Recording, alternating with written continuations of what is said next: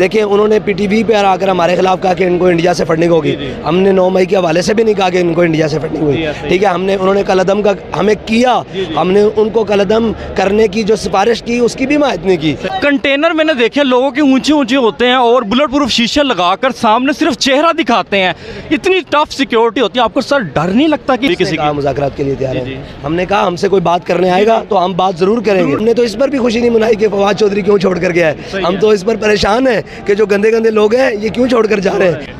इस हुकूमत की हर चीज़ गिली हो जाएगी, इतने लोग होंगे।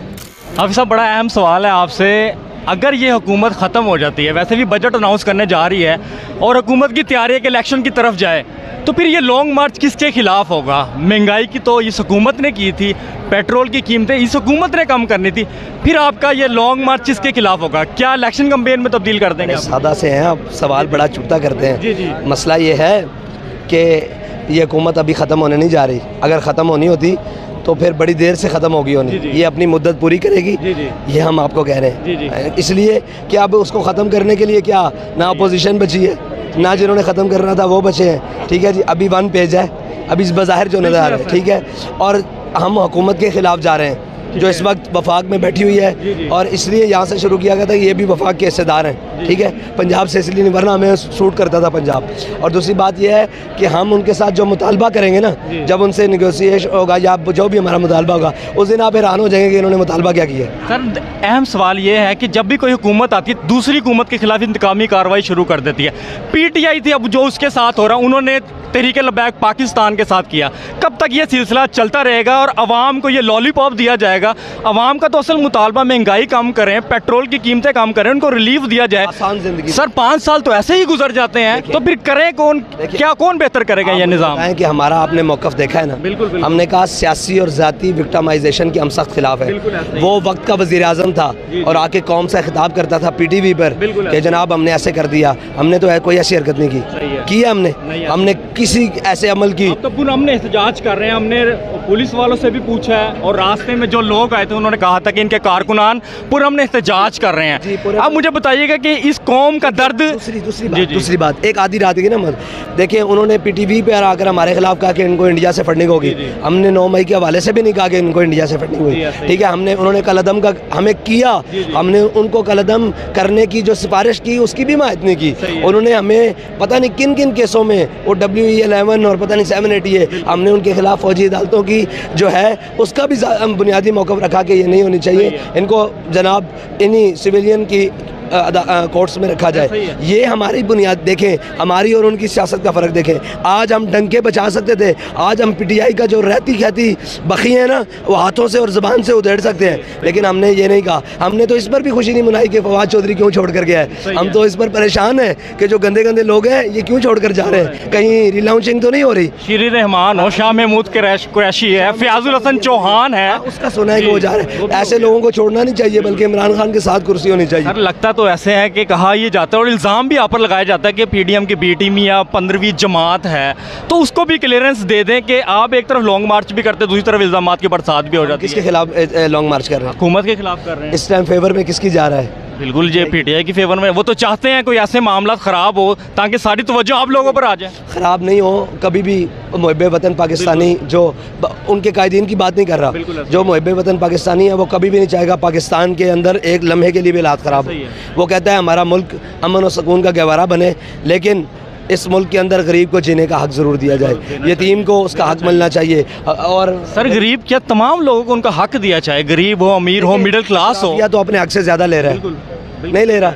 अशराफिया में तो सर वो लोग हैं जो हुकूमत में है, जो ओवरसीज़ है, बाहर कमा कर इधर बेचते हैं। अशराफिया में माफियाज भी हैं ना, सिर्फ हुकूमत नहीं है ना, माफियाज भी हैं और वो लोग भी हैं जो तकरीबन नहर से पार रहते हैं, ठीक है। वो सारे माफियाज के नवाजे हुए लोग हैं। तो ये है कि उनको गरीबों को हक मिल जाए। यार अमीर तो फिर भी बाल के खा रहा है, ठीक है। गरीब मर रहा है भूख से, उसको हक मिल जाए। अमीरों का भी इंशाल्लाह सोचेंगे, उनके लिए भी बेहतरी आएगी। कारोबार का कुछ सिलसिला चलाया जाए, ये दुकान जनाब ठेलों ठैयों वाले और ये जनाब रेडी बान, और इनको भी इनका हकूक मिले।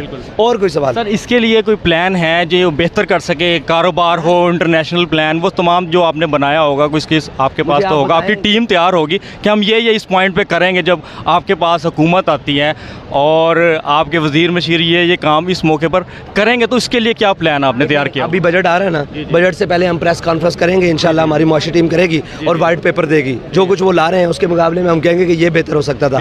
मुझे आप बताएं कि इंफ्रास्ट्रक्चर ही तबाह है, क्या प्लान दें? देखें, मजिस्ट्रेट अपना काम नहीं कर रहा, डीसी अपना काम नहीं कर रहा, एसी अपना काम नहीं कर रहा, एक जनाब नीचे पटवारी गिरदावर वो तबाही फेर के बैठा हुआ है एक पूरे हलके की, इलाके की, और जनाब इलेक्शन इदारे अपना काम नहीं कर रहे। इलेक्शन कमीशन हो गया, जनाब सफाई वाले, कोई भी आप इदारा उठाकर देख लें वो अपने वक्त पर काम नहीं कर रहा, पूरा ऐसे। तो इसके ऊपर क्या प्लान है? सारा निज़ाम बिगड़ चुका है। ततहीर की ज़रूरत है, पाक करने की ज़रूरत है, अच्छे लोगों को आगे लाने की ज़रूरत है। थोड़ी जितनी कौम पर हम सख्ती कर रहे हैं ना, इतनी सी ज़रा नीचे सफाई हो जाए ना तो बहुत सारी सहूलियात मिल जाए। और ये भी रोना नहीं है कि हम आते साथ कि गरीब का रंग गोरा कर देंगे, नहीं, उसको धूप में काम करेगा लेकिन उसको मुआवजा पूरा मिलेगा, हक दिया जाएगा।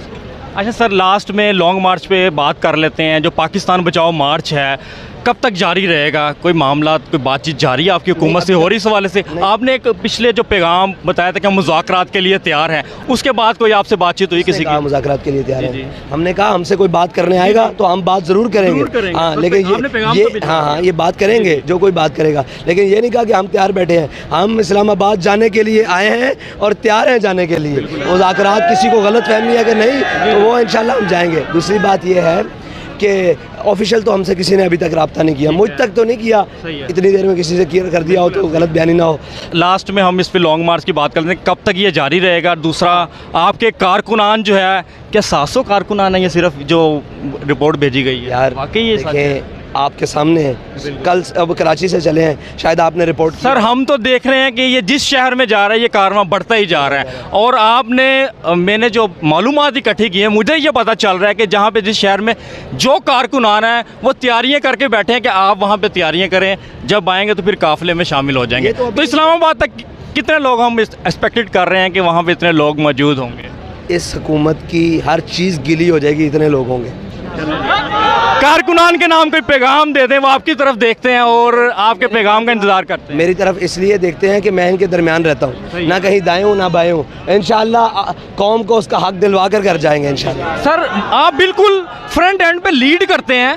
कंटेनर मैंने देखे लोगों के ऊंचे ऊंचे होते हैं और बुलेट प्रूफ शीशे लगाकर सामने सिर्फ चेहरा दिखाते हैं, इतनी टफ सिक्योरिटी होती है। आपको सर डर नहीं लगता कि बिल्कुल सामने आप बैठे हैं और आपके कारकुनान भी साथ हैं, आपकी जान तो कीमती है इन कारकुनान के लिए? मैंने कौम को लूटा नहीं है, उन्होंने कौम को लूटा है। मैं कौम का गद्दार नहीं हूँ, वो कौम के गद्दार हैं। मुझे अपनी कौम से क्या खौफ है? जिस दिन खौफ हुआ तो मैं यहाँ आऊँगा नहीं। आपके कंटेनर में एसी भी नहीं है सर, आपको गर्मी नहीं लगती? कुदरत ने चलाया हुआ है। बहुत शुक्रिया।